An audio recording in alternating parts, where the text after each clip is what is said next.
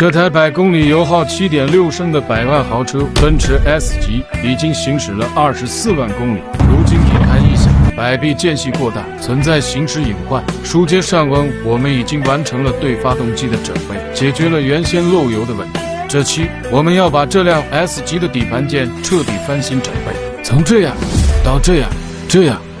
结尾告诉你这一套花了多少。话不多说，先把原先的底盘件拆空。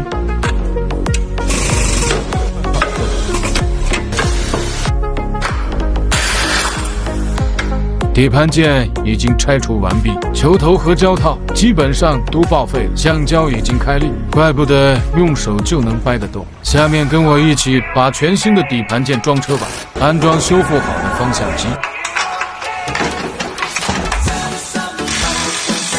全新机脚垫，安装空气悬挂，安装支臂。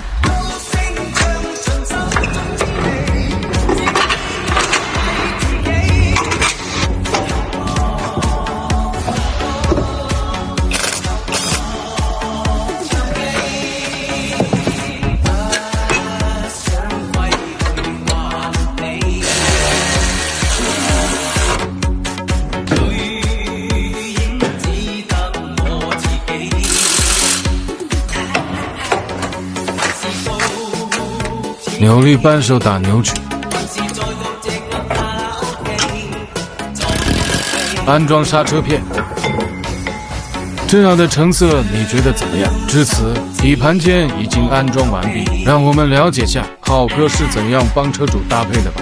在 4S 店更换过底盘整个套件的朋友们都知道，这个 S 级别的套件大约需要花个几万块钱的成本。那今天浩哥在这里给大家分享一个经济的案例，因为这台车也是一个粉丝的车，他呢想把这个车辆整备完以后呢，就是偶尔的开一下，不是说长时间作为一个代步的工具，所以说他就找到我以后说，浩哥，我这个车前期行驶的底盘异响比较严重，过这种坑洼路段的时候颠簸感还是比较强的，说浩哥能不能帮我换一下胶套，或者说有没有其他方案帮我既省钱又能让我体验到这种原车70%-80%的行车体验。我给他推荐了这套案例，这套案例是一套这种品牌件的这种案例。大家都知道配件呢分为原厂的，分为原厂代工的，分为品牌的。每一个粉丝找到浩哥以后，浩哥会根据粉丝的这种诉求以及他整个的整备车辆的这种预算来去给他合理的搭配。像发动机我尽可能让大家使用原厂件，那其他的外围的关键部位有可能使用这种品牌件或者代工件。那今天正好这台粉丝的诉求就是有可能一年就开个5000公里以内，